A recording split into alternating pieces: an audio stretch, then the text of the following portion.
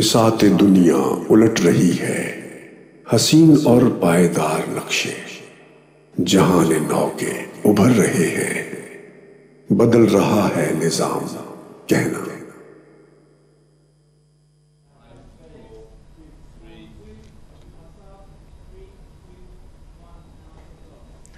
بسم اللہ الرحمن الرحیم۔ السلام علیکم ورحمۃ اللہ وبرکاتہ۔ ناظرین، ہم پروگرام عصر حاضر کے ساتھ ایک مرتبہ پھر آپ کی خدمت میں حاضر ہیں۔ بغیر کسی لمبی تمہید کے ہم اپنے پروگرام کے موضوع کی طرف اسٹریٹ چلیں گے۔ پچھلے پروگرام میں ہم نے بات کی تھی کہ کس طرح کمرشل ایڈورٹیزمنٹ، کمرشل اشتہارات کس طرح سے ہمیں بعض چیزوں کو اپنی ضرورت سمجھنے پر مجبور کرتے ہیں اور پھر ہمارے اندر ان چیزوں کو حاصل کرنے کی خواہش پیدا کرتے ہیں۔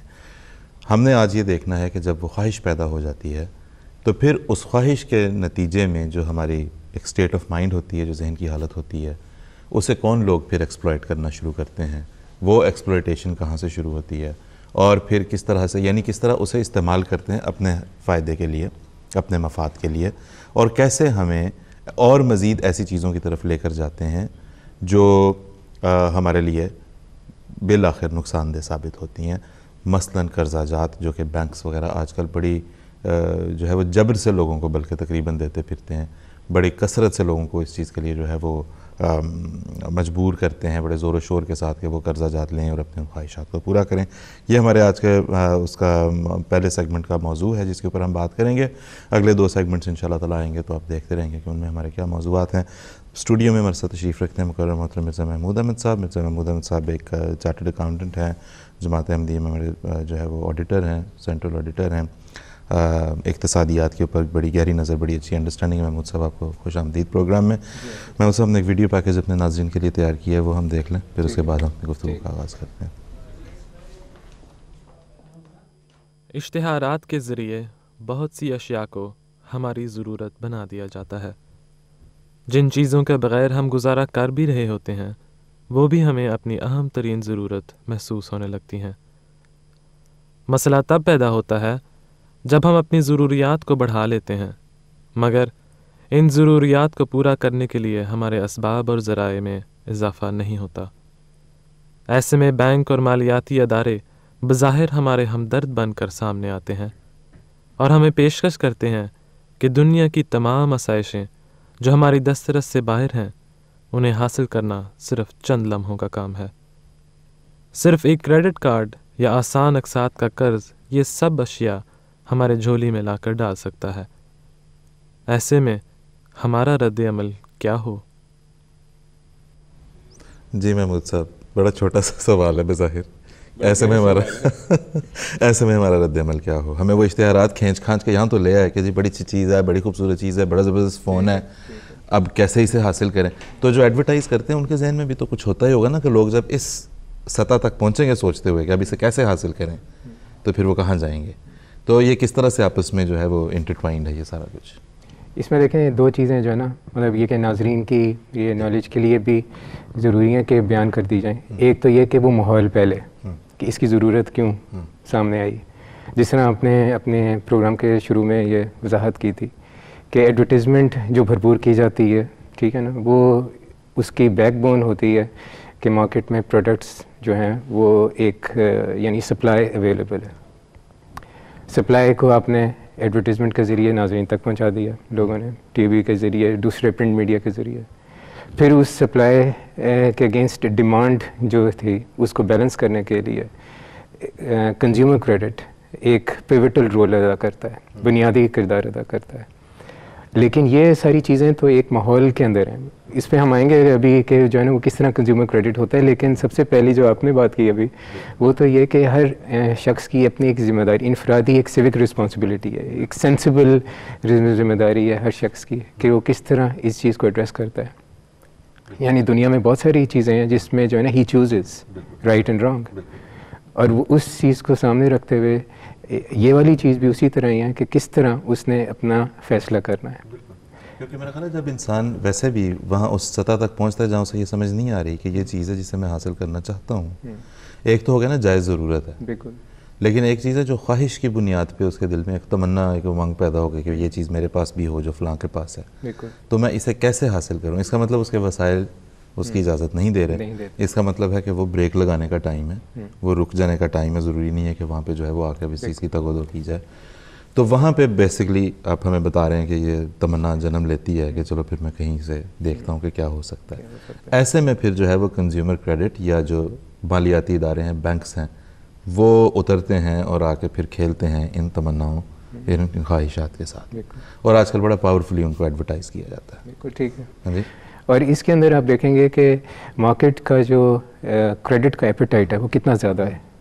اب یو کے اندر ہی اگر آپ اعداد و شمار دیکھیں، اسٹیٹسٹکس دیکھیں یو کے کی جی ڈی پی کا، اور یو کے میں جو ہے نا کریڈٹ کی ایکسپینشن کا خاص طور پہ ورلڈ وار 2 کے بعد، تو یہ چیز سامنے آئے گی کہ مارکیٹ کا ایک یعنی اکثریت جو ہے وہ ایک کریڈٹ پہ بنیاد کرتا ہے، اور کریڈٹ کی بنیاد جو ہے وہ کانفیڈنس پہ ہوتی ہے.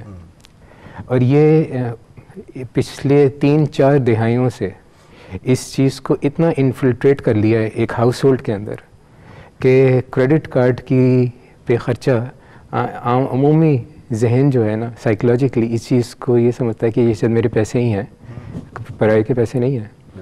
اور اب کیسے سامنے آتے ہیں لوگوں کو اپنے جو ہے نا یہ جو ڈیٹ کرائسس کے اندر جو بیل آؤٹ کرتے ہیں ان کو پوچھتے ہیں کہ بھئی آپ جب لے رہے تھے اتنا ڈیٹ لے رہے تھے، پھر اس کے بعد دوسرا لیا، تیسرا لیا، and you compounded the whole situation, اس وقت آپ کو احساس نہیں ہوا؟ کہتے ہیں نہیں، اس وقت بالکل احساس نہیں ہوا.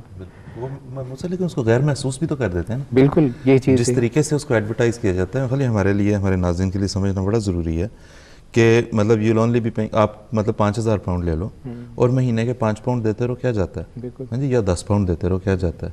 لیکن وہ ایونچولی وہ اتنا ایڈ اپ ہو رہا ہوتا ہے.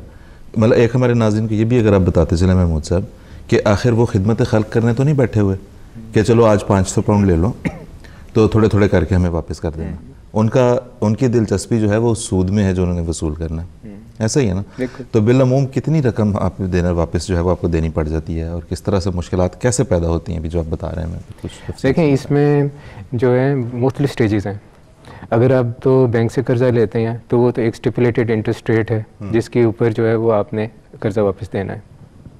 لیکن اب کریڈٹ ایجنسیز بے شمار ہو گئی ہیں مارکیٹ میں، اور یہ اب نہیں ہوئی. پچھلے 10 سال کے اندر، 20 سال کے اندر یہ ان کی مشروم گروتھ ہوئی ہے یعنی ڈیولپ اکانومیز کے اندر، کہ آپ کے صرف بینکس ہی قرضہ نہیں دے رہے بلکہ مختلف اور ایجنسیز بھی قرضہ دے رہی ہیں. اور چونکہ ایک فلرشنگ انوائرمنٹ تھی 2008 سے پہلے، کرائسس سے پہلے ایک فلرشنگ مارکیٹ تھی، اکنامک ایک طرح سے ایکٹیویٹی ہو رہی تھی، اوور آل ایک سپلائی اینڈ ڈیمانڈ کا ایک اصول جو ہے نا وہ بھی بیلنس تھا، ابھی اس میں امبیلنسنگ نہیں ہوئی تھی. تو اس لیے حکومتوں کی طرف سے بھی جو ہے نا مطلب یہ کہ کوئی اتنی واضح ریگولیشنز ایسی ایجنسیز کے اوپر نہیں آئیں کبھی جو ہم نے دیکھی ہیں جس میں ایسا ہوا ہو کہ انہوں نے اس کو ریگولیٹ کیا ہو. اور اب ہائی اسٹریٹ شاپس پہ اگر آپ دیکھ لیں، پون بروکرز ہیں، پے ڈے لونز ہیں، مختلف اور لون شارکس ہیں، آن لائن کمپنیز ہیں جو کہ یہ آپ کو تسلی کرا دیتی ہیں کہ آپ اپنے سارے ڈیٹ کو ہمارے پاس کنسولیڈیٹ کر لیں، تو ان کا ایک ریٹرن ہے.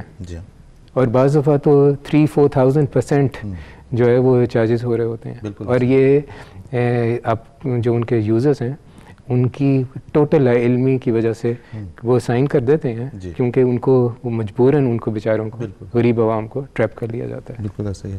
اور دوسرا ایک اور چیز مرخل جو ہے نا جس میں بھی آپ نے بڑی اچھی بات کی کہ جو کنزیومر ہے، جو صارف ہے، جو کسٹمر ہے، اس کی لا علمی کو استعمال کرنا، کیونکہ ان کو پتہ ہے کہ انسان کس چیز کے لیے جاتا ہے، وہ جلی حروف میں لکھی ہوئی چیز کے لیے جاتا ہے. بہت بڑا سارا لکھا ہوا ہے کہ اپنا سارا لون ٹرانسفر کر لیں ہمارے پاس، سارے کریڈٹ کارڈز کے اوپر جتنا آپ کا کریڈٹ ہے وہ کنسولیڈیٹ کر لیں، and you will be paying 0%. بس اتنا لکھا ہوا ہے. لیکن جو نیچے باریک لکھا ہوا وہ یہ کہ 3 مہینے پہلے 0% ہے، اس کے بعد جو ہے وہ it goes to a ridiculous amount جو پے کر رہے ہوں گے. انہوں نے لکھ دیا ہوا ہے لیکن وہ اس چیز کو ایکسپلائٹ کر رہے ہیں کہ انسان صرف جلی حروف میں لکھی چیز کو دیکھ کے اپنے آپ کو بیچ دیتا ہے اس کے ہاتھوں، یہ نہیں دیکھتا کہ وہ اس پہ چارجز کر رہے ہوں گے. معاشرے میں بہت ساری چیزیں سامنے آتی ہیں، ہم ٹویٹس بھی پڑھتے ہیں، ہم اپنے ناظرین سے کہہ رہے ہیں اپنا کوئی ذاتی تجربہ ہے وہ ہمیں بتائیں ٹویٹس کے ذریعے سے، ہم اس کو یہاں پہ انشاءاللہ پروگرام میں شامل کریں گے. پریسائز ہو آپ کی ٹویٹ، اگر آپ نے کال کرنی ہے تو کال بھی پریسائز گفتگو کو آگے لے کے چلنے والی ہوگی. تو ہم اس کو شامل کر سکیں گے. ہم بات کر رہے ہیں معاشرے میں ہونے والے تجربات کی.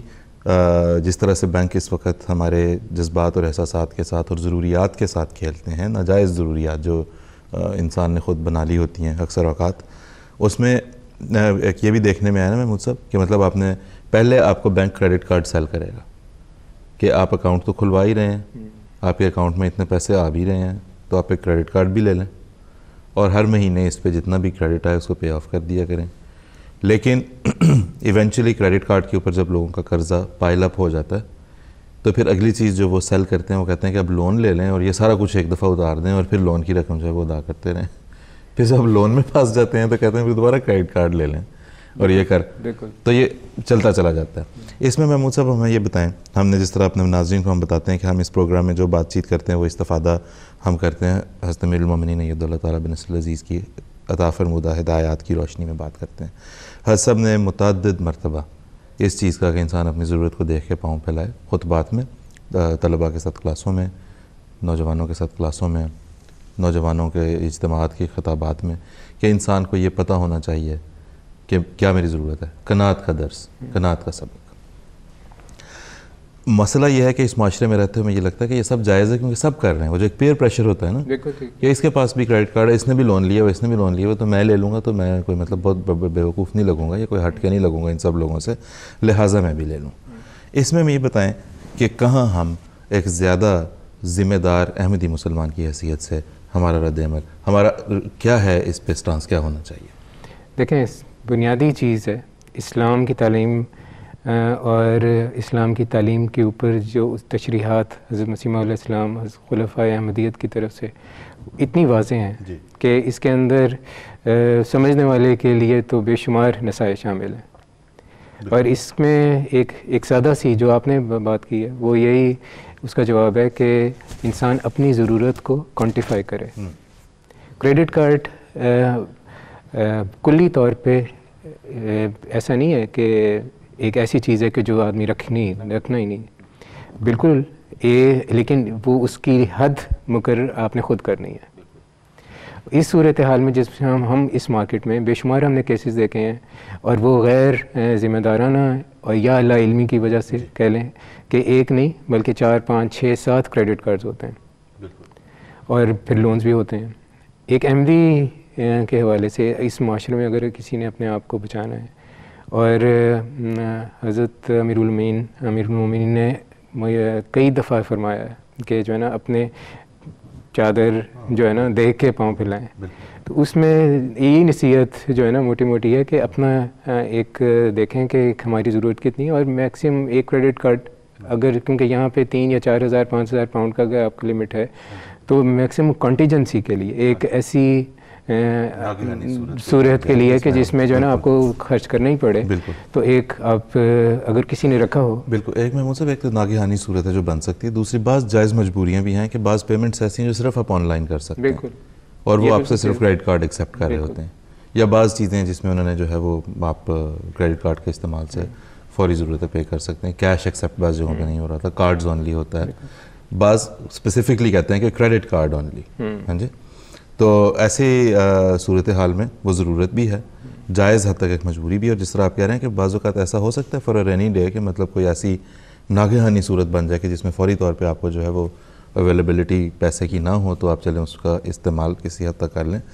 لیکن اس میں جو سب سے بڑا خطرہ ہے محمود صاحب, میں اپنے ناظرین کو یہاں پہ جو جس سے آگاہ کرنا ضروری ہے وہ یہ کہ اگر بینک نے آپ کو کریڈٹ کارڈ دیا اور کہا کہ جی اس پہ 20,000 پاؤنڈ آپ کی لمٹ ہے, تو اس کا مطلب ہے کہ وہ اس 20,000 پاؤنڈ چاہتا ہے بینک کے آپ وہ خرچ کریں تاکہ اس 20,000 پاؤنڈ کے ساتھ ساتھ اس کے اوپر بننے والا سود بینک واپس لے. یہ مالیاتی ادارے اور یہ بینک خدمت خلق کے لیے نہیں بیٹھے ہوئے, یہ ذہن میں رکھ لینا چاہیے, کیونکہ جو پوز کرتے ہیں وہ تو یہی ہے نا کہ جی یہ بھی لے لیں, یہ بھی لے لیں, ایسے بھی کر لیں, ویسے بھی کر لیں, یہ بھی لے سکتے ہیں, وہ بھی لے سکتے ہیں. تو وہ کوئی خدمت خلق کے لیے آپ کی نہیں بیٹھا ہوا, وہ اپنا بزنس وہاں پہ لے کے بیٹھے ہوئے ہیں, ان کا اپنا کاروبار ہے جس کے بلبوتے پہ آپ کے دیے ہوئے ان پیسوں پہ, آپ کو دیے ہوئے اس لون کے بلبوتے پہ وہ کاروبار چل رہے ہیں. آپ ایک بہت بڑے اہم کردار بن جاتے ہیں اس بزنس کا جو ان کا بزنس چل رہا ہے. تو اسے یہ آئیڈینٹیفائی کرنا ضروری ہے کہ ہماری ضرورت کتنی ہے, ہم نے اس کے اندر کیسے رہنا ہے, اور جہاں کہیں مجبوری کے تحت ہم جائیں تو اسے فوری طور پہ لوٹانے کا کیا سبیل ہوگی, کیا سبب ہوگا, کیا طریقہ ہوگا. محمود صاحب ہمیں ایک اور بھی ابھی بتاتے چلیں, بعض اوقات ہم لوگ عام طور پہ جن چیزوں کو قرض نہیں سمجھتے, مثلا اوور ڈرافٹ ہے بینک کا, بینک آپ کو وہ بھی بڑی خوشی سے آفر کرتا ہے کہ جی اوور ڈرافٹ لے لو, ہاں جی, اور اتنا پش کر کے وہ آپ کو دیتا ہے کہ مثلا یہ کہ صاحب نے اپنا ذاتی تجربہ بیان کیا, انہوں نے کہا جی مجھے اوور ڈرافٹ انہوں نے دیا, تو نیچرلی اب وہ جو زیرو ہے آپ اس کو اپنا پیندہ نہیں سمجھ رہے, آپ وہ -1200 کو اپنا پیندہ سمجھ رہے ہیں. That becomes your bottom line کہ میں یہاں تک خرچ اور کہتے ہیں میں نے اسی کو زیرو سمجھ لیا ہوا تھا. سو فار ایئرز کہتے ہیں کہ وہ میں 1200 پاؤنڈ کے اس میں رہا, پھنسا رہا چکر میں, کر آ کے جیسے تیسے اللہ تعالیٰ نے توفیق دی, اس کو صاف کیا. بینک والوں کا یہ مجھے آفر نہیں چاہیے, میرے بینک اوور ڈرافٹ بند کر دو. اگلے مہینے پتہ چلا کہ اٹس اسٹل دیئر, ہاں جی, انہوں نے بند نہیں کیا, انہوں نے کہا رکھ لیں کبھی کام آئے, انہوں نے کہا مجھے نہیں چاہیے, مجھے جان چھڑا دو کسی طرح لگا. تو اوور ڈرافٹس کے بارے میں بھی ہمیں کچھ اگر ہمارے ناظرین کو آگاہی دیں کہ کیا ہے, وہ بھی تو ایک طرز کا قرض ہے. اور دوسرا ایک اور چیز جو ہمیں بظاہر قرض نہیں لگتی یا کریڈٹ نہیں لگتا, وہ یہ ہے کہ ہم جب شاپنگ کرنے جاتے ہیں, کسی مطلب کچھ لینے کے لیے گئے ہیں, ٹریمر لینا ہے, کوئی کپڑے لینے ہیں, وہ کہتے ہیں جی just pay nothing for 6 months, 6 مہینے تک کچھ نہ دیں. یہ بھی تو قرض کی صورت نہیں ہے, یہ ساری قرضے کی صورت ہے. کنزیومر کریڈٹ ہے, بالکل کسی قسم کا کریڈٹ, چاہے آپ کو اسٹور کارڈ کے ذریعے مل رہا ہو, چاہے آپ کو کسی اور ذریعے سے, چاہے اوور ڈرافٹ کی صورت میں مل رہا ہو. جی, اس کے اندر جو یعنی جو بنیاد ہے وہ کنزیومر کریڈٹ ہے. اور یہ مختلف چیزیں ہیں جو آپ کو آپشن دے رہی ہوتی ہیں. آپ چیزیں خریدنے جاتے ہیں, آپ کو کتنی ٹیمپٹیشن ہوگی کہ میں آج اپنے لیپ ٹاپ خریدنے کے لیے 400 پاؤنڈ جیب میں لے کے گیا تھا, اس نے کہا کہ کیوں 400 پاؤنڈ اپنے ضائع کر رہے ہو, ہم تمہیں 400 پاؤنڈ کا فری کریڈٹ دے دیتے ہیں, 6 مہینے بعد تم ہمیں دیتے رہنا. 6 مہینے کون یاد رکھتا ہے, وہ 400 پاؤنڈ اس نے جو ہے نا بونس سمجھ کے خرچ کرتی ہے بیچارے نے, اور 6 مہینے بعد خیال آیا یہ بھی واپس کرنے تھے. تو یہ والی بنیادی چیزیں ہیں, یہ ٹریپس ہیں جو کہ اگین وہی بات میں بات کروں گا کہ ہر شخص کو پاز کر کے پھر سوچنا چاہیے کہ میں یہ کیا ذمہ دارانہ قدم اٹھا رہا ہوں یا نہیں اٹھا رہا. بالکل صاحب, اس میں جہاں ذمہ داری کی بات ہے اس میں میرا خیال ہے کہ مشورہ بھی بہت ضروری ہے, کیونکہ دیکھیں ایک عام انسان جو ہے نا, جس طرح کبھی اس چیز میں شرم نہیں محسوس ہوئی کہ پلمنگ کا اگر کوئی ایشو ہے تو کسی ایسے آدمی سے مشورہ کر لیں جو پلمنگ جانتا ہے, اگر الیکٹریسٹی کا کوئی مسئلہ ہے تو کسی ایسے آدمی سے مشورہ کر لیں جو الیکٹریشین ہے یا بجلی کا کام جانتا ہے.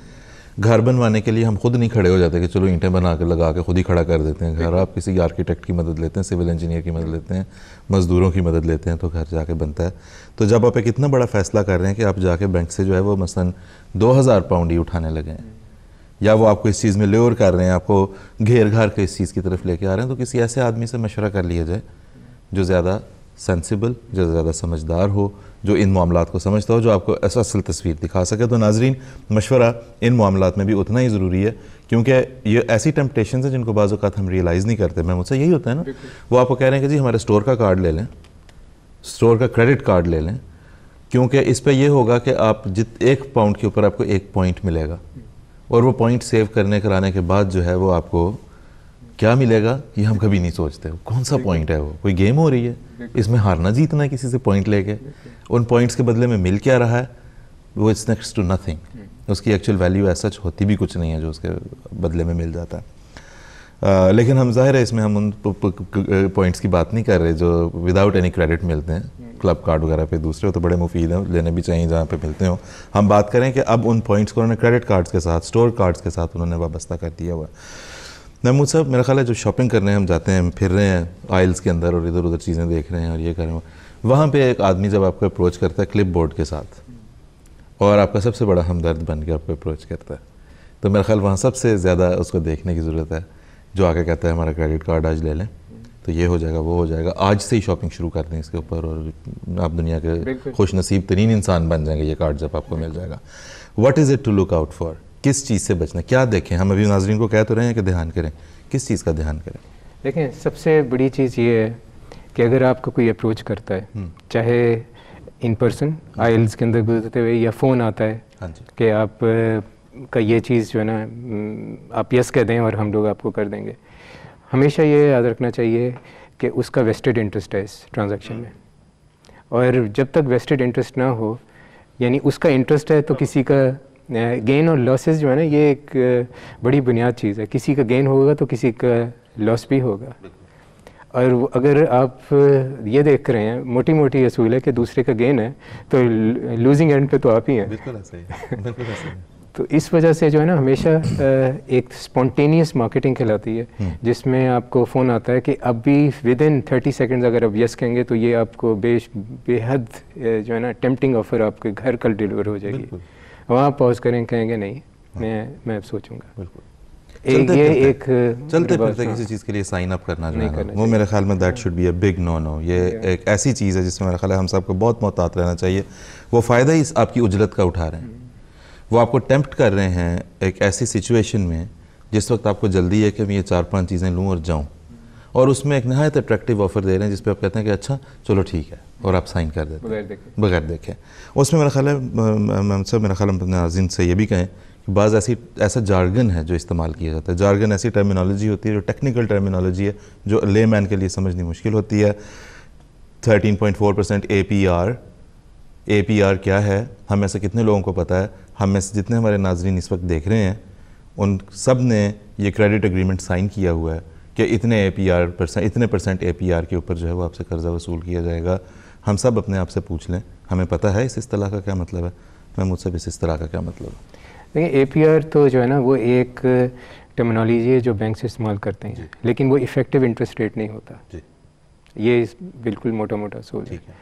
جہاں آپ اگر ایفیکٹو انٹرسٹ ریٹ کی بات کرتے ہیں تو وہاں پہ معین طور پہ آپ کو بتانا پڑے گا کہ اس ٹرانزیکشن پہ اس کریڈٹ کے اوپر ایفیکٹو انٹرسٹ ریٹ کتنا ہے، اور وہ ہے اصل چیز جو آپ کے رقم آپ کے جیب سے جا رہی ہے. اور بہت ساری ایسی چیزیں جس میں یہ کہ یہ اٹریکٹیو اسی پہ کرتے ہیں 1.4 A P R 2% A P R which is very low, لیکن افیکٹولی جو انٹرسٹ ریٹ ہے that is something else. بالکل. تو وہ نہیں ہے جو آپ کو پرسنٹیج بتائی جا رہی ہے. اول تو آپ کو اس اصطلاح کا پتہ ہے کہ نہیں پتہ، یہ پتہ کرنا ضروری ہے. جب باقی ساری چیزوں کا انسان اتنا کانشیس ہو کے پتہ کر لیتا ہے، اور آج کل تو اتنا زیادہ رجحان ہے کہ ہمارے ہاتھ میں چونکہ ہر وقت ہم انٹرنیٹ لیے گھومتے ہیں اپنے ساتھ اور گوگل لیے گھومتے ہیں، ہم اس میں ہر چیز ڈال کے دیکھ لیتے ہیں. کچھ ہم کہیں سے سن لیں، کوئی لفظ کہیں سے چلتے پھرتے سن لیں، ہم چلتے پھرتے جو ہے وہ اس کے اندر لفظ ڈال کے جو ہے وہ دیکھتے ہیں، چیک کرتے ہیں اس کا مطلب کیا ہے، اس سے مراد کیا ہے. باقی ساری چیزوں میں اتنے صحت کے بارے میں ہم اتنے کانشیس ہوتے ہیں، یہ چیز کھاؤں کہ نہ کھاؤں. انہوں نے لوگوں کو دیکھا ہوگا وہ کھانے پینے کی پروڈکٹس جب لے رہے ہوتے ہیں وہ پیچھے سے پوری اس کے جو نیوٹریشن کے جو فیکٹس ہوتے ہیں وہ پڑھ رہے ہوتے ہیں. اتنے % کاربوہائیڈریٹ ہے، اتنے % پروٹین ہے، اتنے % جو ہے وہ آپ کی ڈیلی ضرورت کی شوگر ہے، اتنے % آپ کی ڈیلی ضرورت کا نمک ہے، اس کے اندر نمکیات ہیں. جب یہ سارا کچھ کر رہے ہیں تو ایک اتنا بڑا سودا کرتے ہوئے، جو ایک سودا ہی ہے نا محمود صاحب، تو پھر ہم کیسے جو ہے وہ اتنا بلائنڈلی، زیادہ سخت لفظ تو نہیں اس کے لیے استعمال کرنا مناسب ہوگا، لیکن اتنا بلائنڈلی کیسے ہم ایک ایسے ایگریمنٹ کے لیے چلے جائیں جو ہمیں صرف نقصان کی طرف لے کر جا رہا ہے، جس میں ہم کسی دوسرے کا فائدہ کر رہے ہیں بغیر ریئلائز کیا. تو یہ ساری چیزیں ہیں، یہ ساری احتیاطیں جو کرنی ضروری ہیں. مجھ سے کچھ ٹویٹس ہیں میں وہ پیش کر دیتا ہوں، اور پھر اس کے بعد انشاءاللہ ہم اپنی گفتگو کو جاری رکھیں گے. یہاں پہ ہمارے پاس خالد حسین صاحب ہیں، وہ کہتے ہیں کہ جی as an Ahmadi I would prefer to invest in God's bank. ٹھیک ہے جی خالد حسین صاحب، جزاک اللہ. ناصرہ خورشید صاحب کہتی ہیں کہ جی کریڈٹ کارڈز کسی کو کہیں بھی دھوکہ دے سکتے ہیں، اپنے کیش پر بھروسہ کریں. کیش پر سے مراد ہے ان کی، میرا خیال ہے کہ جو آپ کے اپنے پیسے ہیں وہ چاہے مطلب بینک کی صورت میں ہوں، آپ کے ڈیبٹ کارڈ کی صورت میں ہوں، جو آپ اچھی بات لکھی ناصرہ خورشید صاحب نے، جو آپ کی جیب میں ہے، جو آپ کے پاس ہے وہ آپ کا ہے. جو بینک آپ کو آفر کر رہا ہے وہ بہرحال بینک کا ہے، اور تھرو یور نوز اس نے واپس لینا ہے، اس نے آپ کو بخشنا نہیں ہے اس چیز کے لیے، اور اس وقت تک لینا جب تک وہ اپنا فائدہ نہیں حاصل کرے گا. خدمت خلق کسی بینک نے آپ کی نہیں کرنی. ندیم الرحمان صاحب کہتے ہیں کہ it is not good when it conflicts with your beliefs and parents have to educate children on the balance. Nadeem ur-Rahman sahib چونکہ خود ان کا تعلق ایجوکیشن کے ساتھ ہے، ان کی ہمیشہ ٹویٹس میں ہمیں یہ ایلیمنٹ نظر آتا ہے. بہت اچھی بات ہے کہ بچوں کو بھی ایجوکیٹ کیا جائے. اس میں ایک بنیادی چیز جو آپ کی ٹویٹس میں انہوں نے بیان کی ہے جی، وہ اس کو بھی جو ہے نا اگر تھوڑا سا ٹچ کریں، وہ یہ ہے کہ آدمی اگر صرف ایک اپنا محاسبہ اپنے حساب کتاب کا ایک جو ہے نا ایک بیلنس کرے، بہت کم لوگ کرتے ہیں. میں نے ہارڈلی مطلب کہ کسی سے بات کی ہے تو شاید ہی کوئی کرتا ہو، خاص طور پہ آپ کی زندگی جب اتنی مصروف ہو کہ اس میں آپ کو پتہ ہی نہیں مطلب کہ ٹائم ہی نہیں نکلتا ٹو بی آنیسٹ. لیکن اگر ایک دفعہ آپ اپنے گزشتہ 6 ماہ یا سال کا یہ محاسبہ اپنا حساب کتاب کریں کہ میری تنخواہ کتنی آتی ہے اور اس تنخواہ میں سے بنیادی اخراجات میں کتنے نکالتا ہوں اور اس کے بعد کیا بچتا ہے, یا میں اوور جا رہا ہوں, اگر اوور جا رہا ہوں تو کس وجہ سے اوور جا رہا ہوں, کون سے ایسے اخراجات ہیں, وہاں ایک جو ہے نا ریئلائزیشن آدمی کو ہو جاتی ہے کہ میری تنخواہ تو 1000 پاؤنڈ ہے لیکن میرے اخراجات 1200 1300 یہ بن رہے ہیں. میری بینک سٹیٹمنٹ, میرے اخراجات میں جو پیسے نکال رہا ہوں وہ میری وڈرالز زیادہ ہیں اور میری جو ڈپازٹس ہیں وہ کم ہیں. اور یہ ایک ایسی چیز ہے جس کے اندر ماسز کے ساتھ ہی ایشو, جو یہ کنزیومر کی آپ نے بات کی, جو ایڈورٹیزمنٹ پہ بات کی, اس میں جو سفرنگ ہے وہ زیادہ تر ماسز کی. ہم اس طبقے کی بات نہیں کر رہے جو کہ اللہ کی فضل سے یہ کہ کھاتے پیتے لوگ ہیں, ان کی ابھی جو ہے نا مطلب کہ کبھی بھی اکانومیز جو ہیں وہ ویل آف اینڈ پہ جو لوگ ہوتے ہیں ان سے نہیں فلرش کرتے ہیں, ہمیشہ ماسز سے کرتے ہیں. بالکل کسی بھی ویسٹرن اکانومی میں بھی آپ کی ماسز ہی سپورٹ کر رہی ہوتی ہیں اکانومی کو, اور یہ کنزیومر کریڈٹ لائے اسی وجہ سے تھا کہ آپ کے ماسز ہی جو ہیں وہ پروڈکشن کو کنزیوم کریں گے. بالکل ایسا ہی ہے. تو اگر کسی شخص نے اگر اپنا جو ہے نا ایک جائزہ لینا ہے, کبھی ایک ویکنڈ پہ بیٹھ کے ہمارے احمدی دوست برادر یہ دیکھیں کہ میں پچھلے 1 سال میں اپنا حساب کتاب کرتا ہوں آج کہ میری تنخواہ کتنی آ رہی ہے اور جا کتنا رہا. بالکل. اور جو حساب سامنے ہوگا وہ اس کی اپنی ایک پوری تصویر ہوگی, پھر وہ فیصلہ کر سکتا ہے کہ مجھے کن چیزوں پہ رہا ہے. اور بالعموم وہ چیزیں آپ اگر اس کا انالیسس کریں گے تو آپ کو پتہ چل جائے گا کہ جن چیزوں پہ زائد اخراجات ہو رہے تھے وہ ضروری چیزیں نہیں تھیں. مثلا میں مجھ سے دیکھیں اس میں میرے خیال اویئرنیس کی بات آتی ہے. تو یہ کہتا ہوں کہ یہ ہونا کہ سمجھ آئے کہ جی کسی نے اپنے بچے کو جو ہے وہ انڈیپینڈنٹ اسکول میں بھیج دیا, اس کو یہ بڑی تڑپ تھی کہ جی یہ بہت زیادہ اچھی تعلیم کہیں سے جا کے حاصل کر لے, کسی بورڈنگ میں بھیجا ہے, کہیں پہ بھیجا ہے, کوئی ان کے لیے کوئی ایسا انتظام کیا ہے, کوئی ایسی سپورٹ میں ان کو حصہ لے کے دیا ہے جو ان کی پرسنالٹی گرومنگ کا میں کوئی بہتر کردار ادا کر سکتی ہیں. اسٹیٹمنٹس کو اگر پڑھنے بیٹھیں گے تو کتنا دکھ ہوگا کہ اس میں کہیں بچوں کی تعلیم کے اوپر خرچ نہیں ہے, کہیں بچوں کی ویل بینگ کے اوپر خرچ نہیں ہے. خرچ ہے تو ان ڈراموں کے اوپر ہے جن کے اوپر جو ہے وہ ساس بہو کے جھگڑے 5-5 6 100 قسطوں میں ختم ہونے میں نہیں آتے. وہ ایک دوسرے کو زہر گھول گھول کے پلا رہی ہیں, مرنے میں نہیں آ رہی ہیں ایک دوسرے کے ہاتھوں. ان کے اوپر خرچ ہو رہا ہے. میوزک چینلز کے اوپر خرچ ہو رہا ہے, میوزک اٹ سیلف کے اوپر خرچ ہو رہا ہے جی. پرچیزز جو آپ اپنے آئی ٹیونز وغیرہ کے اوپر کر رہے ہیں ان کے اوپر جو ہے وہ بے جا طور پہ خرچ ہوتا چلا جا رہا ہے. مثلا ایک ایسی ایپ کے اوپر جس کی شاید آپ کو بالکل کوئی ضرورت نہیں تھی, for the sake of it آپ نے ڈاؤن لوڈ کی, ایسی چیزوں کا. تو مطلب انٹرٹینمنٹ کی تو کوئی حد ہے نا. اس میں بھی انالیسس میرا خیال اگر ہم لوگ کریں اور ہماری خواتین کریں کہ جو چینلز دیکھے جاتے ہیں ان کے اوپر جو تمام چینل کھلوائے ہوئے ہیں جو بڑے فخر سے بتایا جاتا ہے, اس میں یہ بھی دیکھ لیں مطلب انٹرٹینمنٹ کے لیے آپ کے پاس کتنے دن میں 2 گھنٹے نکل آتے ہوں گے. ان 2 گھنٹوں میں مطلب اگر آپ آدھے گھنٹے کے اگر ڈرامے دیکھ بھی لیں تو شاید 4 دیکھ لیں گی, لیکن یہ کہ 40 چینل پہ سے 4 کیسے سلیکٹ کریں گی آپ اور اس ٹائم کا کیسے سمجھیں. It's just a matter of رک کے تھوڑا سا سوچنا, دیکھنا کہ بھی ہم کہاں پہ خرچ کر رہے ہیں اور وہ کون سی چیزیں ہیں جن کے اوپر ہم زائد ضرورت اس کو بنا کے اس کے اوپر خرچ کرتے چلے جا رہے ہیں. اور یہاں پہ جو ہے وہ ہم امت الجمیل صاحب ہیں جو ہمارے ساتھ بات کرنا چاہتی ہیں. ہم ابھی تھوڑی دیر میں انشاءاللہ تعالیٰ ان سے بات کریں گے. میرے سیگمنٹ کا یہ والا اس سیگمنٹ کا وقت ختم ہوا چاہتا ہے, تو ہم اگر ان کو لے لیں لائن پہ, کوشش کرتے ہیں ہم ابھی ان کے ساتھ بات کر لیں. اور اچھا محمود صاحب پھر کیا ہے جی آج باٹم لائن ہم جو بتا رہے ہیں اپنے ناظرین کو وہ کیا ہے؟ باٹم لائن یہ ہے کہ ہر کسی نے اپنا جو ہے نا ذمہ داری سے اپنا حساب کتاب خود کرنا ہے. مارکیٹ کے اندر یہ چیزیں تو ہمیشہ رہیں گی, ان کو ہمارے اختیار میں نہیں ہے روکنا. کنزیومر کریڈٹ اسی طرح اٹریکٹیو رہے گا, ایڈورٹیزمنٹ اسی طرح اٹریکٹیو رہے گی, لیکن ہمارا کیا فرض بنتا ہے, ہم نے اپنی حدیں خود ڈیفائن کرنی ہیں اور حساب کتاب کر کے فیکٹس اینڈ فگرز بھی اور اسلامی تعلیم کے حساب سے اپنی یعنی لمٹس کو خود ڈیفائن کر کے کہ یہ میری ہے حد اور اس سے میں نے آگے نہیں بڑھنا. بالکل. اور میرا خیال ہے ایک اگر اپنے آپ کو سمجھانے کا ایک اچھا طریقہ یہ ہوگا کہ میں نے بیوقوف نہیں بننا کسی کے ہاتھوں. اللہ نے مجھے عقل بھی دی ہے, خدا نے عقل بھی دی ہے, اسے ارادہ بھی, جو میری مانے کسی سے بھی مشورہ نہ کرے. مطلب ایسی چیزوں کے پیچھے جا کے کہ جو آپ کو ایسی چیزوں میں گھسیٹتی لیے جا رہی ہیں صرف اس لیے کہ آپ ہی لا علمی کا فائدہ ہو. تو لا علم کیوں رہیں؟ اس زمانے میں لا علم کیسے رہ سکتے ہیں سب؟ ہمیشہ جو ہے وہ مشورے فائدہ مند ہی فائدہ ہوتے ہیں. بالکل.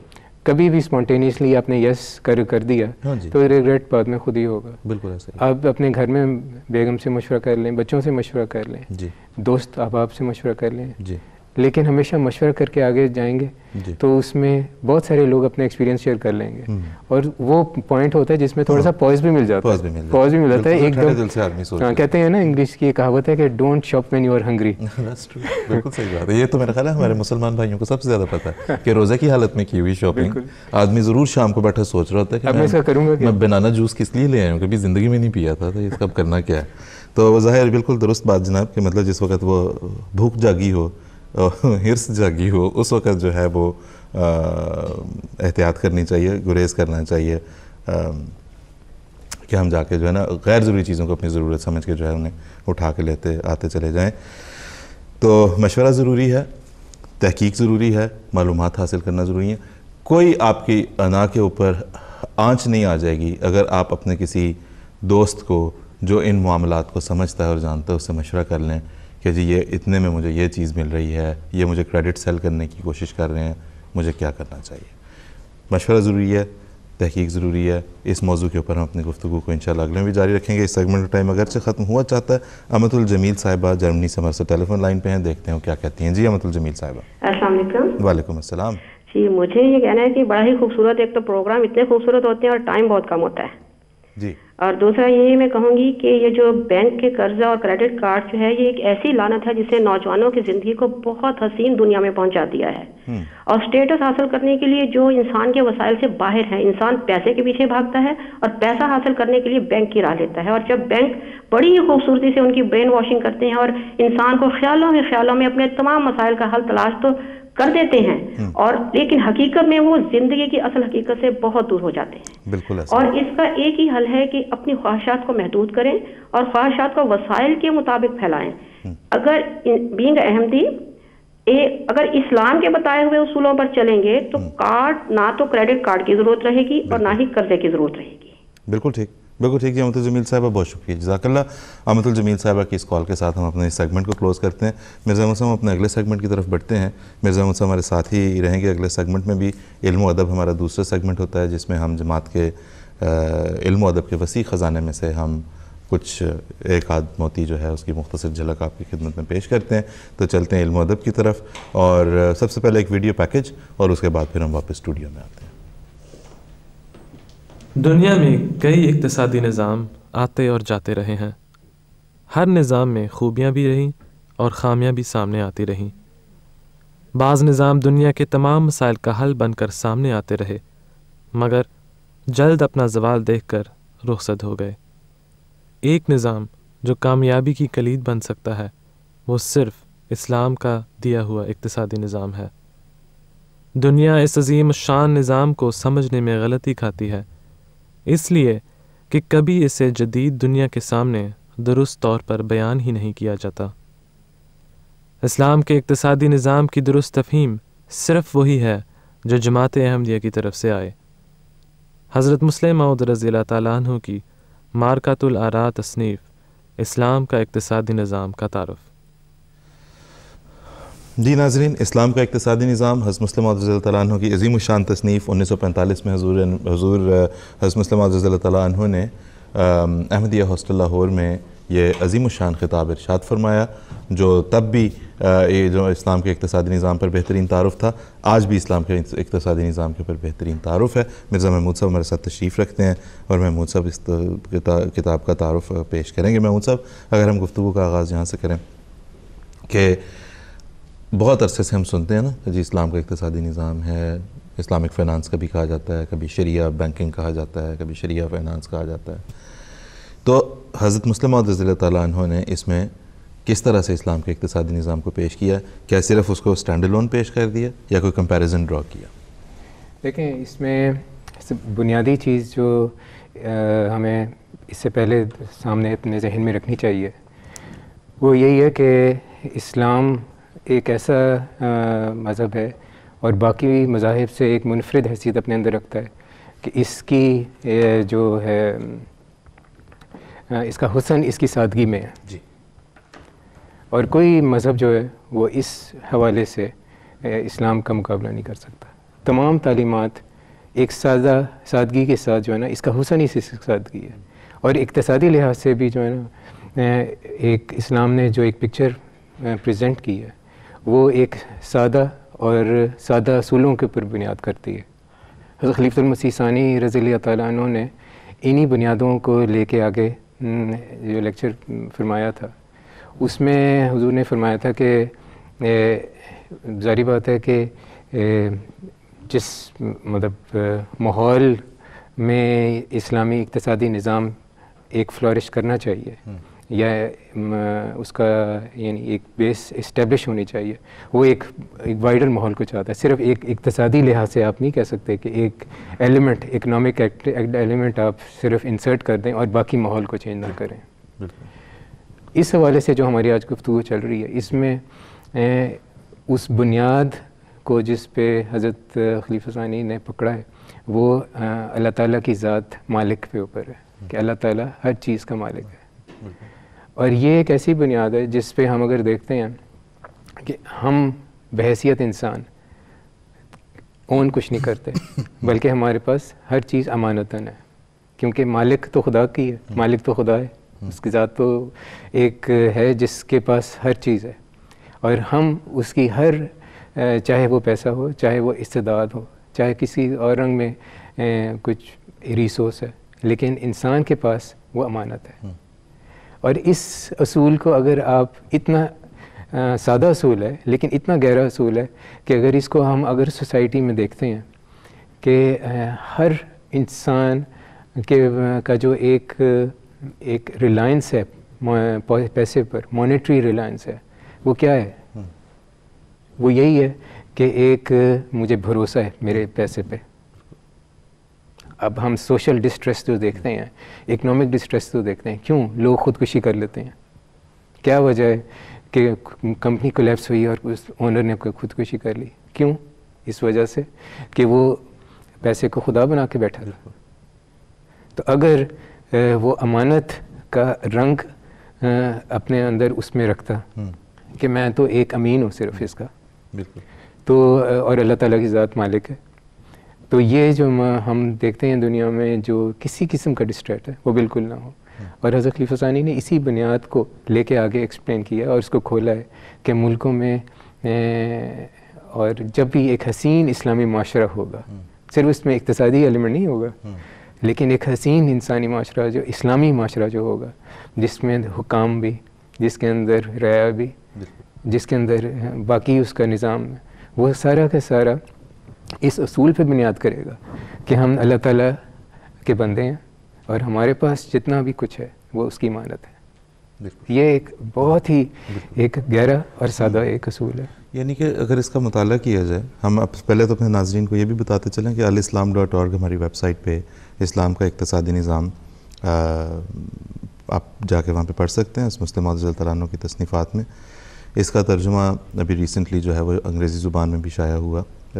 پہلے ایک دفعہ وکالت تبشیر نے بہت پہلے 1960s میں شائع کیا تھا, اب ریوائزڈ ایڈیشن اس کا آیا ہے. اس سے استفادہ کر سکتے ہیں, اس کو سمجھ سکتے ہیں جا کے, بہت ضروری ہے بلکہ اس کو سمجھنا. تو alislam.org ہماری ویب سائٹ ہے, وہاں پہ انگریزی اردو دونوں میں یہ کتاب اسلام کا اقتصادی نظام یا دی اکنامک سسٹم آف اسلام جو ہے وہاں پہ موجود ہے, اس کا مطالعہ. تو یعنی جس چیز کے گرد بلکہ بتائیں یہی ڈیفرنٹ اینگل ہے یا کوئی اور ڈیفرنٹ اینگل بھی ہے اس میں حضرت مسلم رضی اللہ تعالیٰ عنہ نے؟ کیونکہ دیکھیں نام تو بہت سنا جاتا رہا, سنا بھی جاتا ہے, لیٹلی زیادہ سنا گیا کہ جی اسلامک بینکنگ اور اسلامک فائنانس اور شریعہ بینکنگ اور آل دیٹ, لیکن محمد صاحب کوئی سکسیسفل کہیں پہ نہیں ہو سکا.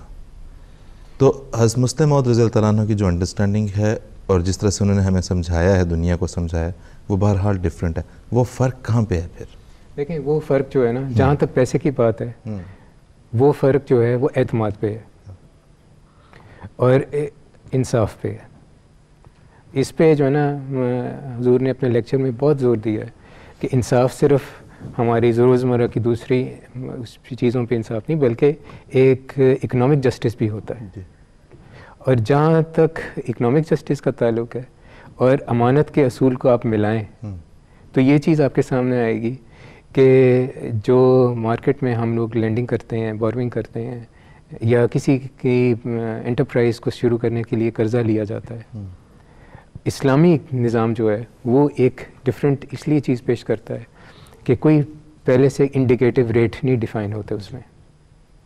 اور یہ آپ بڑے حیران ہوں گے کہ کیوں نہیں انڈیکیٹو ریٹ، بلکہ میں نے آپ سے قرضہ لیا ہے، میں نے آپ نے اس پہ یعنی اظہار مطلب کہ ایگری کیا ہے، تو پھر ہم لوگ کیسے یہ کر سکتے ہیں کہ جو ہے کوئی انڈیکیٹو ریٹ نہیں ہوں گے. اسلام کہتا ہے کہ آپ نے اگر کوئی چیز شروع کرنی ہے تو ایک تو یہ کہ وہ پروڈکٹیو پرپزز کے لیے ہو، اور دونوں کی نیت اتنی صاف ہو کہ آپ کو یقین ہو کہ یہ میرا جو ہے پروڈکٹیو یہ پلان ہے، ایک کامیاب پلان ہے. دونوں کی ایک اس میں ظاہری بات ہے ایک میوچل اگریمنٹ ہوتی ہے دونوں پارٹیز کی، دونوں جہاں تک انسانی عقل کا تعلق ہے وہ اس چیز کو دیکھ لیتے ہیں کہ ایک پروفٹیبل وینچر لگ رہا ہے، ٹھیک ہے. اور جہاں تک پیسے دینے والا ہے وہ یہ اس کو اعتماد ہوتا ہے کہ میں جو اس کو جو پیسے دے رہا ہوں وہ اعتماد کے ساتھ دے رہا ہوں اور اس پہ ریٹرن کی مجھے پوری امید ہے. یہاں پہ پروفٹ اینڈ لاس شیئرنگ ہوتی ہے. اور اسلامی نظام یہی ہے کہ پہلے بھی یہ جو احسان کے ساتھ واپس کرو. کیوں حکم ہے کہ اسلام کا کہ قرضہ لو تو احسان کے ساتھ واپس کرو. بالکل، لیکن تقاضا نہیں کرنا، تقاضا نہیں کرنا لیکن جو لینے والا. بالکل. اور یہ والی چیز جو ہم وہ مختلف اکنامک پرپزز کے لیے جو لینڈنگ کرتے ہیں اسلامک اصولوں، آپ نے شریعہ اور اس کی مثال دی ہے، اس میں یہی وجہ ہے کہ یہ پروڈکٹ اس لیے کامیاب نہیں ہو سکیں کہ ہمارے سارے بینکنگ کا جو نظام ہے وہ انٹر لنکڈ ہے. آپ کہہ نہیں سکتے کہ ایک اسلامک بینک ہوگا، کیونکہ انٹر بینک لینڈنگ اتنی ہوتی ہے جو کہ سود پہ ہے. یہ کیسے کہہ سکتے ہیں کہ پھر وہ اسلامک بینکنگ ہوگی؟ بالکل ایسا ہی، مطلب انہوں نے صرف لیبل چینج کیے ہیں، محاربہ اور مداربہ، it's just Arabic translation most of the times. اور ان کے اندر بھی اگر آپ پروڈکٹ کی فائن پرنٹ کے اندر دیکھیں تو یہ میں مطلب کہ بالکل جو ہے نا مطلب یہ کہ حتمی طور پہ تو نہیں کہہ سکتا، ہو سکتا ہے کہ ریسنٹلی کوئی ایسی پروڈکٹس آئی ہوں، لیکن عموماً انڈیکیٹو ریٹس جو ہیں وہ کسی سے لنک کیے جاتے ہیں. جی بالکل. تو اس میں اسلامک پرنسپلس کے تحت تو یہی ہے کہ جو احسان کے ساتھ واپس کرنا چاہیے قرضہ، اور دوسرا یہ کہ پروفٹ اینڈ لاس شیئرنگ کا جو ایلیمنٹ ہے وہ دونوں پارٹیز میوچلی اس پہ پورے اعتماد کے ساتھ شروع کرتے ہیں. اور اس میں جب حقیقت پہ ہوتا ہے اور نیک نیتی سے کوئی کام شروع کیا جائے اللہ تعالیٰ اپنا فضل بھی فرماتا ہے. اور دیکھے ہیں لوگوں نے ایسے ریٹرنز ہوتے ہیں کہ وہ کہتا ہے کہ میں تو بینک ریٹ سے کہیں زیادہ ہے، آپ نے مجھے واپس دے دیا. بالکل ایسا ہی ہے. بہت شکریہ. محمود صاحب یہاں پہ اپنے ناظرین کو ایک دفعہ دوبارہ درخواست کرتے چلیں کہ اسلام کا اقتصادی نظام جس طرح سے مسلم رضی اللہ تعالیٰ عنہ نے بیان فرمایا ہے اسے جا کے پڑھنا ضروری ہے. بالعموم جو ایک بات سننے میں آتی ہے نا وہ یہ آتی ہے کہ ایسا فیلڈ نہیں ہے، اکنامکس ہماری فیلڈ نہیں ہے، تو ہمیں اسلام کے اقتصادی نظام کی کیا سمجھ آئے گی. بات یہ ہے کہ گاڑی لیز پہ بھی لینی ہے، گھر بھی مارگیج پہ لینا ہے، قرض بھی لیا ہوا ہے، کریڈٹ کارڈ بھی مختلف رنگوں کے، مختلف سائزوں کے، مختلف شکلوں کے جیب میں پڑے ہوئے ہیں، لون بھی لے رکھا ہے، سب کچھ لے رکھا ہے، لیکن اکنامکس سے ہمارا کچھ لینا دینا نہیں ہے. اس غلط فہمی میں سے باہر آنا پڑے گا. اگر یہ سب کرنا ہے تو یہ سب آپ کی فیلڈ ہے. آپ اس دنیا میں رہ رہے ہیں، آپ اس کے تمام چیزوں کے اندر اپنی تمام انگلیاں، تمام بال کو الجھا کے بیٹھے ہوئے ہیں، لیکن یہ سوچتے رہنا کہ جی یہ ہماری فیلڈ. جب حضرت مسیح موعود علیہ الصلوۃ والسلام نے جو کچھ تحریر تصنیف فرمایا، آپ کے خلفاء کے منہ سے نکلنے والا ایک ایک لفظ وہ سب ہماری فیلڈ ہے، وہ سب ہماری ضرورت ہے، وہ سب ہمارے لیے ہے، وہ سب ہمارے سمجھنے کے لیے ضروری ہے. ہمیں اس کو سمجھنا ہے. فی زمانہ جس طرح سے ابھی یہ چل رہے ہیں حالات بہت سے، کیونکہ یہ لیکچر ہے 1945 کا، حضرت مسلم موعود رضی اللہ عنہ نے اس دور کے حساب سے بڑے عظیم و شان طریقے سے حضور نے بیان فرمایا. بالخصوص جو کمپیریزن کمیونزم کے ساتھ حضور نے رن کیا ہے، سوشلزم کے ساتھ کیا اور کیپٹلزم کے ساتھ کیا، بہترین اس کی. اور حضور کا جو یہ تھا کہ یہ فیلئر اس کا ہوگا، اور وہ فیلئر ہوتے ہوئے ہم نے دیکھ لیا. وہ ایک عظیم و شان پیش گوئی کا پورا ہونا ہے بیسکلی، جس کی طرف ہماری نظر کم ہے، اسے دیکھنا ضروری ہے. اچھا، پھر اس زمانے میں جس طرح سے حالات ڈیولپ ہو چکے ہیں، اس میں حضرت امیر المومنین کی طرف سے مختلف ممالک میں ان کے جو صاحبان بستوں کو شاد ہیں اکنامکس سے ریلیٹڈ بھی، ان کو بڑا حضرت نے جو ہے وہ پلینلی جو ہے وہ اسلام کے اقتصادی نظام کو فی زمانہ پریکٹس کرنے کے لیے جو رہنمائی حضور ارشاد فرماتے رہے، وہ سب سننا ضروری ہے. اس غلط فہمی میں سے باہر آنا ضروری ہے کہ وہ تو سیاستدانوں سے حضور کا خطاب تھا، تو شاید میرے سننے کے لائق نہیں ہے. حضرت صاحب کے منہ سے اگر کوئی بات نکل رہی ہے آپ کی زبان مبارک سے، وہ ہم سب کے سننے کے لائق ہے. وہ ہر لفظ ہر حرف جو ہے وہ اپنی پلکوں سے چننے کے لائق ہے. اس کو سننے، اس پہ سمجھنے، اس کے عمل کرنے کی ضرورت ہے. کامیابی کی واحد کلید یہی ہے.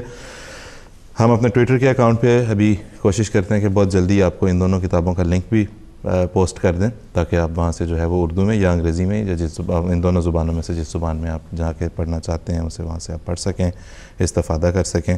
محمود صاحب آپ کا بہت شکریہ، آپ تشریف لائے ہمارے پروگرام میں، اور انشاءاللہ تعالی ہم اگلے پروگرام میں بھی محمود صاحب اس گفتگو کو جاری رکھیں گے، اور اس میں جو ہے وہ ہم مزید فردر لوگوں کے آپ کے تجربات لیں گے. ہمیں آپ ٹویٹس کر سکتے ہیں، ہمیں آپ کال کر سکیں گے اگلے پروگرام میں. ہم آپ کے ذاتی تجربہ جو آپ شیئر کرنا چاہتے ہیں لوگوں سے فائدے کے لیے، یا جو سن رکھا ہے، کوئی مشاہدے میں کوئی بات آئی ہے کسی جاننے والے کا کوئی تجربہ، وہ آپ بیان کرنا چاہتے ہیں جس سے ہمارے ناظرین فائدہ اٹھا سکیں، تو ضرور اگلے پروگرام کے لیے انہیں تیار رکھیے گا. ہفتے بھر کے دوران آپ انہیں ٹویٹ بھی کر سکتے ہیں. تو اب ہم یہاں سے آگے بڑھیں گے. محمود صاحب بہت شکریہ. جی آخری ایک بات جس کو آپ نے بھی ٹچ کیا ہے کہ 1945 میں حضرت خلیفۃ المسیح ثانی نے کمیونزم کے فال کی ایک طرح سے واضح ایک جو ہے نا پیشگوئی فرمائی، اور فال بھی ہوا. 2008 کے کرائسس کے بعد یہ اخباروں کی ہیڈنگز تھیں کہ فال آف کیپٹلزم، واٹ نیکسٹ. بالکل ایسا ہی ہے. تو دنیا جو ہے وہ ایک نظام کو چاہ رہی ہے، بالکل ایسا ہی ہے، اور یہ ہمارا فرض ہے میرا خیال ہے کہ اس کو جو ہے نا آگے لے کے آئیں. بالکل بالکل، بہت شکریہ. اور یہ بھی ہم بتاتے چلیں 1945 میں حضور کا یہ جو لیکچر تھا، یہ فی زمانہ ماڈرن ورلڈ میں اسلامک اکنامک سسٹم کی پہلی انٹرپریٹیشن تھی. اس کے بعد جو کچھ آیا، اس کے بعد آیا مغربی مفکرین بھی سمجھتے ہیں کہ مودودی صاحب شاید ہیں جنہوں نے اسلامک اکنامکس کی ٹرم ایجاد کی. ان کی کتاب 1961-62 میں منظر عام پہ آئی ہے. 45 میں مصطفیٰ رضی اللہ تعالیٰ عنہ یہ لیکچر ارشاد فرما چکے تھے. تو ناظرین اب ہم بڑھتے ہیں اپنے اگلے سیگمنٹ کی طرف، ضیاء خلافت، اور اس میں ہم سب سے پہلے ایک ویڈیو پیکج دیکھتے ہیں اور پھر انشاءاللہ اسٹوڈیو میں واپس آئیں گے. دنیا نے صرف اسلام کے اقتصادی نظام کا نام سنا، اس کے بارے میں دعوے سنے، مگر جماعت احمدیہ کو اس عظیم اقتصادی نظام کو سمجھنے، سمجھانے اور اس سے بھی بڑھ کر اس پر عمل کرنے کی توفیق عطا ہوئی. جماعت احمدیہ نے اپنے مالی نظام کو اسلام کی وضع فرمودہ خطوط پر چلا کر یہ ثابت کر دیا ہے کہ دنیا میں اگر کوئی کامیاب اقتصادی نظام ہے تو وہ اسلام کے نظام کے سوا کوئی اور نظام نہیں. جامعہ احمدیہ یو کے طلباء کے ساتھ ایک نشست میں حضور انور نے اس عظیم مالی نظام کا خاکہ نہایت حسن و خوبی سے بیان فرمایا. آج اس خاکے کا تذکرہ. جی ناظرین، السلام علیکم ورحمۃ اللہ وبرکاتہ. واپس ہم اپنے اسٹوڈیو میں ضیاء خلافت. اس وقت ہمارا سیگمنٹ شروع ہو چکا. وسیم فضل صاحب ہمارے پروگرام میں اس سیگمنٹ کے اس حصے میں تشریف رکھتے ہیں ہمارے ساتھ. السلام علیکم وسیم صاحب. سب سے پہلی بات ابھی سے ہم نے بات کی کہ حضور انور اید اللہ تعالیٰ بن صلی اللہ علیہ وسلم بڑی حسن و خوبی کے ساتھ جو ہے وہ اسلام اور خاص طور پہ جماعت کے اقتصادی نظام، جماعت کے مالی نظام کو بیان فرمایا. اپنے ایک کلاس میں، اپنی ایک نشست میں جو حضور نے جامعہ کے طلباء کے ساتھ جو ہے وہ ہوئی 4 دسمبر سن 2011 اس کی تاریخ ہے. یوٹیوب پہ MT آن لائن 1 الاسلام لائبریری، وہاں جا کے سب سے پہلی بات تو یہ ہے کہ اسے خود دیکھنا سننا ضروری ہے. 4 دسمبر سن 2011 کی تاریخ کی کلاس ہے یہ، تو اسے وہاں پہ جا کے دیکھیں، اس سے براہ راست استفادہ کریں. وسیم صاحب، حضور انور جامعہ تشریف لائے تھے، حضور نے بیان فرمایا کہ کس طرح سے جو ہے یہ جماعت احمدیہ کا مالی نظام کس طرح سے چلتا ہے. آج ہم اس اقتصادی نظام کی بات کر رہے ہیں. اچھا، ہمارے جماعت کے نظام میں، مالی نظام میں بعض اصطلاحات سننے کو ملتی ہیں، مثلاً الوصیت ہے، وصیت کے چند جات ہیں، ہاں جی، حصہ آمد ہے. اب عام طور پہ ایک تاثر ذہن میں یہ پیدا ہوتا ہے کہ یہ تو اسلام کے ابتدائی زمانے میں نہیں تھیں اس طرح کی اصطلاحات، یہ تو اب جماعت احمدیہ نے ایجاد کیں یا پیدا کیں. تو پھر کیا یہ اسلامی نظام ہی ہے یا اسلامی نظام سے کوئی ہٹ کے نظام ہے؟ حضور انور نے اس مسئلے کو کیسے ایڈریس کیا؟ جی ایسا جزاک اللہ کہ جیسے ابھی آپ ذکر فرما رہے تھے کہ ناظرین خود دیکھیں، جی، اس لیے میں اس کلاس کا دیکھنے والا ہوں. جی، میں یہ علاوہ وجہ بصیرت بتا سکتا ہوں کہ میں جو مرضی بات یہاں بیان کروں وہ نہیں ہو سکتی کسی صورت میں بھی جو حضرت صاحب نے بیان کی. اس کلاس کے بعد جامعہ کے بچوں کے جو تاثرات تھے وہ صرف ایک میں بتا دوں. وہ کہتے ہیں کہ ایسے لگ رہا تھا کہ جیسے کوئی استاد کلاس میں بڑی محبت سے اپنے طلبہ کو سمجھا رہا ہے، وہ رنگ تھا اس کا. باقی جو آپ نے پوچھا کہ صاحب نے اس میں کیا فرمایا، جی، اور جو اصطلاحات مثلاً سنی جاتی ہیں، کسی کو سن کے اگر یہ خیال پیدا ہو کہ یہ تو نئی باتیں ہیں، نئی چیزیں ہیں، اسلام کے ابتدائی دور میں نہیں تھی، حضرت صاحب نے اس بات کو ایڈریس کیا۔ کسی نے مثلا کہ پوچھا کہ وصیت کا نظام جو ہے پہلے اسلام میں کیوں نہیں جاری کیا گیا، حضرت صاحب نے فرمایا کہ مسیح علیہ السلام نے بیان فرمایا کہ وہ تکمیل ہدایت کا زمانہ تھا اور مسیح موت کا زمانہ تکمیل اشاعت ہدایت کا زمانہ ہے۔ اس وقت جو ضرورتیں تھیں وہ زکوٰۃ، عشر یا مختلف طریقے جو تھے، مختلف خاص مواقعوں پر خاص تحریکات جو تھیں ان کے ذریعے وہ پوری ہو جاتی تھی، اور اس میں جو عمومی طور پر حالت تھی، مالی حالت، وہ اتنی فراخی والی تھی بھی نہیں کہ جو ہے مستقل ایک نظام جس کے ذریعے قائم ہو، اور پرسنٹیج کے ذریعے، کیونکہ وہاں تو کبھی مال آیا کبھی نہیں آیا، اور جو مواقع ہوتے تھے اس کے مطابق صحابہ لا کے پیش کرتے تھے۔ ابوبکر صدیق رضی اللہ تعالیٰ عنہ کی مثال دی صاحب نے کہ سارا مال گھر کا لے آئے، حضرت عمر آدھا مال لے آئے، حضرت عثمان رضی اللہ تعالیٰ عنہ گھوڑے اور اونٹ وغیرہ اور باقی غذائی جو مواد تھے وہ پیش کرتے تھے مختلف مواقع پر۔ صاحب نے فرمایا کہ مالی قربانی کے نام مختلف ہو سکتے ہیں لیکن رنگ اور جذبہ ایک ہی ہوتا ہے، وہ جذبہ وہاں پر بھی تھا، وہ جذبہ یہاں پر بھی ہے۔ ایسے ہی اللہ تعالیٰ نے نہیں فرما دیا کہ جو صحابہ کی قربانیاں تھیں کہ اللہ تعالیٰ ان سے راضی ہو گیا، اور جس طرح صحابہ کا ذکر کیا، تو اس لیے دوسری بات صاحب نے یہ بیان فرمائی کہ یہ اللہ تعالیٰ بہتر جانتا ہے کہ کس وقت کس کے ذمے کیا کام ہے، بالکل، کہ کسی نبی کے سپرد کیا کام ہے، اور اس نے اس کا آغاز کب کرنا ہے، اس کا جو ہے طریق اس نے کب اختیار کرنا ہے۔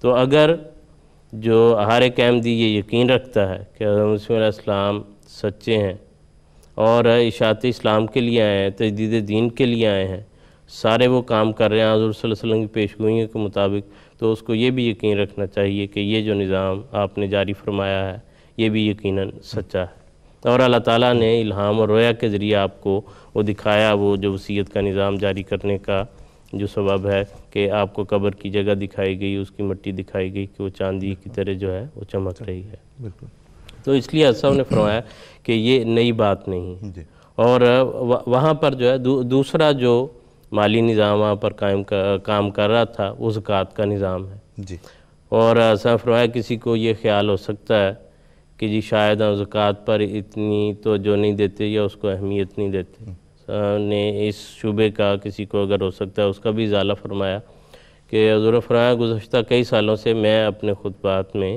اس بات پر جو ہے وہ اہمیت کی طرف توجہ دلا رہا ہوں، لیکن زکوٰۃ کا جو اٹ سیلف وہ نظام ہے وہ محدود ہے، بالکل، کہ اس لحاظ سے محدود ہے کہ اتنا سونا، اتنی چاندی، اتنے پیسے، اور پھر ایک سال کے لیے وہ پڑے رہیں، اور اس پر 2.5% ہے، بالکل، اور جو وہ سب لوگوں پر وہ لاگو نہیں ہو سکتا، جس کے پاس یہ چیزیں ہوں گی اس پر لاگو ہوگا، لیکن اس زمانے میں جو وسائل ہیں جن کی ضرورت ہے اور جن لوگوں سے ہمارا مقابلہ ہے وہ بہت زیادہ ہیں، اس وقت جو ہے وہ ابھی دنیا میں اتنی انٹرلنک نہیں تھی کہ ایک ہی وقت میں ساری دنیا میں کام ہو رہا ہو۔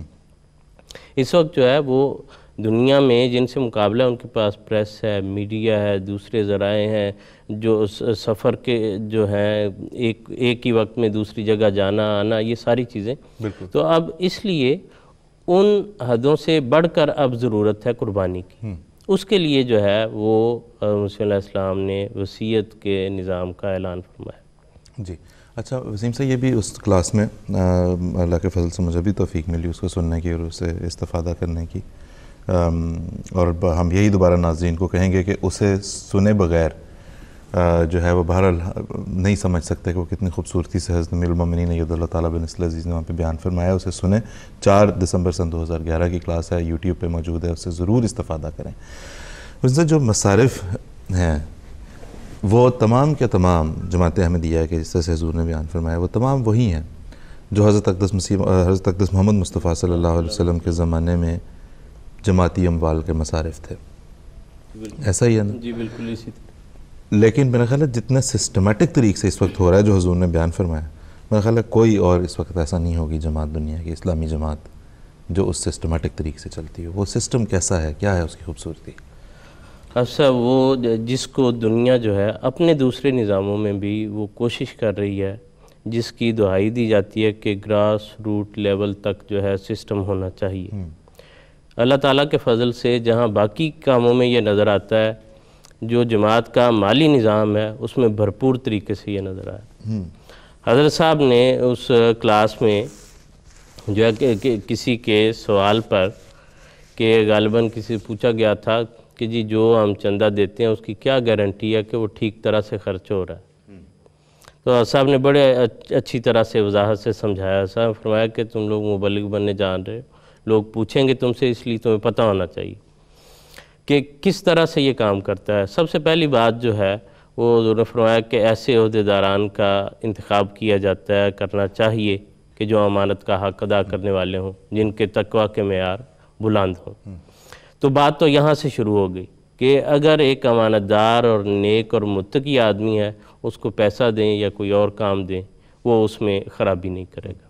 تو مسائل جو دنیا کے ہیں وہ تو اس وجہ سے ہیں نا، جو ہم دیکھتے ہیں کہ وہ لوگ ٹھیک نہیں ہوتے جن کے ہاتھ میں ہوتے ہیں. اس لیے پہلی جو کڑی ہے وہ ٹھیک لوگ ہونے چاہیے، اور ان کے معیار جو ہیں وہ اگر جماعت میں یہ پتہ ہو تو ان کو کبھی بھی جو ہے وہ ایک تو اللہ کے فضل سے ایسے ہوتے نہیں، پھر کبھی وہ آگے نہیں آتے. پھر صاحب نے یہ بیان فرمایا کہ کس طرح سیکٹریان مال جو ہے مقرر ہوتے ہیں لوکل سطح پر، وہ لوگوں سے ان کے قوائف لیتے ہیں، ان کی آمد کا جو ہے وہ پوچھا جاتا ہے، اس کے مطابق ان کا جو ہے بجٹ بنتا ہے. وہ قوائف سارے جمع کر کے جو ہے مقامی جماعت سے وہ بجٹ بن کے پھر نیشنل سطح پر آتا ہے. نیشنل سطح پر وہ بجٹ جو ہے وہ عاملہ کے اندر ڈسکس ہوتا ہے. عاملہ کی ایک بجٹ کمیٹی جو ہے وہ اس کے متعلق جو ہے اپنا کام کرتی ہے کہ یہ ہماری آمد ہوگی، یہ خرچ ہوگا، یہ یہاں پر ہوگا، یہ یہاں پر ہوگا. پھر وہ بجٹ بنایا ہوا عاملہ کی اس کمیٹی کا ایک شورا کا نظام ہے جس میں سارے ملک سے ساری جماعتوں سے نمائندے آتے ہیں، اور اس میں نوجوان بھی شامل ہیں. ضروری ہے کہ اتنا حصہ نوجوانوں کا ہو، اور جو عمر رسیدہ اور تجربہ کار لوگ ہیں وہ بھی آتے ہیں. پھر شورا میں وہ جو ہے وہاں پر مختلف کمیٹیاں بنتی ہیں. اس میں ایک کمیٹی جو ہے سب کمیٹی وہ فائنانس کی ہوتی ہے. ایسا فرمایا کہ 30-40 لوگ جو ہیں وہ الگ ہو جاتے ہیں اس کمیٹی میں، اور 2-4-6 گھنٹے بڑی تفصیل سے تسلی سے اس پر غور کرتے ہیں، اور پھر وہ واپس اس کو ہاؤس میں لے کے آتے ہیں. وہاں پر اس کو صدر جو ہے اس کمیٹی کا وہ پیش کرتا ہے کہ یہ ہم نے دیکھا ہے، یہ تجاویز ہیں، یہ اس میں اس طرح سے ہوگا. اگر وہاں پر بھی ہاؤس میں موجود لوگوں کو نظر آئے کہ اس میں کسی ترمیم کی ضرورت ہے، کہیں کمی بیشی کی ضرورت ہے، تو اس پر پھر بحث ہوتی ہے. اگر ہاؤس اس کو اڈاپٹ کر لے تو اس ترمیم کو پھر امینڈمنٹ اس کی جاتی ہے. پھر شورا سے جو ہے اس کی منظوری لی جاتی ہے. اگر شورا اس کو منظور کر لے اپنے تئیں، پھر وہ حضرت خلیفۃ المسیح کی خدمت میں پیش ہوتا ہے کہ یہ ہماری سفارشات ہیں، یہ ہماری سفارشات ہیں. اس طرح سے ہم نے دیکھا ہے. حضور اس پر رہنمائی فرمائے، اور اگر ٹھیک ہو تو منظوری عنایت فرما دیں. حضرت صاحب پھر اس موقع پر اس بجٹ کو خود دیکھتے ہیں. پھر ایک انٹرنیشنل ہیڈ کوارٹر جو ہے اس میں ایک کمیٹی ہے جو وکیل المال صاحب، ان کی ٹیم، اور جو بجٹ کے اکاؤنٹس کے ماہرین ہیں، وکیل التبشیر صاحب، کہ ان کو پتہ ہے تبلیغ کے لیے کہاں ضرورت ہے اور کیا کام ہو رہے ہیں. تو وہ مل کے سارے جو گھنٹوں اس پر غور کرتے ہیں، اور پھر وہ حضرت صاحب کے پاس لے کے آتے ہیں. پھر حضرت صاحب اس کی منظوری دیتے ہیں. تو اسی پروسیس سے وہ واپس چلا جاتا ہے، اور پھر جس طرح سے جو اس کی ڈسکرپشن ہے اس کے مطابق وہ خرچ ہوتا ہے. اور اس خرچ کا جو ہے وہ پھر باقاعدہ حساب رکھا جاتا ہے. وہ باقاعدہ مضبوط نظام جو ہے وہ ایک مقامی جماعت سے لے کے ضلع تک جو ہے، اور اس کے بعد ملکوں تک جو ہے. حضرت صاحب نے فرمایا کہ جن دنوں میں ملکوں کے بجٹ آتے ہیں تو کئی گھنٹے جو ہیں وہ میرے اس پر صرف ہوتے ہیں کہ تفصیلی طور پر حضرت صاحب اس کو دیکھتے ہیں. اور پھر یہ فرمایا کہ جو انٹرنیشنل جو ہیڈ کوارٹر میں جو کمیٹی ہے وہ بعض دفعہ اگر کسی جگہ کوئی کمی بیشی کرتے ہیں تو جب واپس حضرت صاحب کے پاس آتا ہے، حضرت صاحب اس میں کوئی تبدیلی فرماتے ہیں. حضور فرماتے ہیں کہ مجھے براہ راست پتہ ہوتا ہے کہ اس ملک میں یہ کام چل رہا ہے، یہ مساجد بن رہی ہیں، یہ ان کی ضروریات ہیں، ان کو شاید زیادہ ضرورت ہو. حضرت صاحب پھر وہاں رہنمائی فرماتے ہیں. تو اس لیے پوری طرح ایک واضح اور نکھرا ہوا اور صاف شفاف نظام ہے. جی. اور ایسا یہ میں عرض کرتا ہوں ساتھ کہ نتائج کو دیکھ کے پتہ چل جانا چاہیے نا. ایک دوست کی کسی نے عام ہنستے ہوئے بات کی، اس نے کہا جو چندہ دیتے ہیں، جو مثلا میں چندہ دیتا ہوں، مجھے نظر آتا ہے کہ اتنی سی وہ معمولی سی رقم ہے. جو کام ہے جماعت کے وہ تو اتنے بڑے بڑے ہیں، یہ ہمارے چندہ دینے سے، اتنا سا چندہ دینے سے چل جاتے ہیں. اس لیے لوگوں کو یہ نہیں ہے کہ ہم زیادہ دے رہے ہیں اور کام نہیں ہو رہا. لوگوں کو یہ ہے کہ ہمارے تو جو ہے بڑی معمولی سی اس میں شرکت ہے، لیکن جو ہے کام دیکھیں تو ایک اس میں برکت بھی ہے اور شفاف نظام بھی ہے، دیانتدار بھی ہے. اس وجہ سے وہ کہیں ضائع نہیں ہوتا اللہ کے فضل سے. بہت شکریہ وسیم صاحب، جزاک اللہ. ناظرین، ہمارے پروگرام کا وقت بھی ختم ہو گیا. جس طرح ہم نے گزارش کی تھی 4 دسمبر 2011 کی یہ کلاس ہے ام المومنین ید اللہ تعالیٰ بن عزیز کی. اسے دیکھیں، اسے سنیں، اس کے ذریعے سے جو ہے وہ جماعت کے مالی نظام، اسلام کے اقتصادی نظام کی بہت اعلیٰ تفہیم ہوگی. اسے بہتر تفہیم کوئی اور نہیں کرا سکتا فی زمانہ. مصرف ان سارے اموال کا اشاعت اسلام ان میں اولین مقصد ہے. ایسا ہی وسیم صاحب؟ تو یہ دیکھنے والی بات ہے کہ ہمارا پہلا اور اولین مقصد اموال کے ذریعے سے یہ ہے کہ اسلام کا نام، محمد رسول اللہ صلی اللہ علیہ وسلم کا نام زمین کے کناروں تک پہنچے اور اس خوبصورت رنگ میں پہنچے جو کہ ان دونوں ناموں کا، اسلام کے نام کا اور محمد رسول اللہ صلی اللہ علیہ وسلم کے نام کا حق ہے. تو ناظرین، اگلے اتوار تک کے لیے اجازت دیجیے. السلام علیکم ورحمۃ اللہ وبرکاتہ. بساط دنیا الٹ رہی ہے، حسین اور پائیدار نقشے جہان نو کے ابھر رہے ہیں.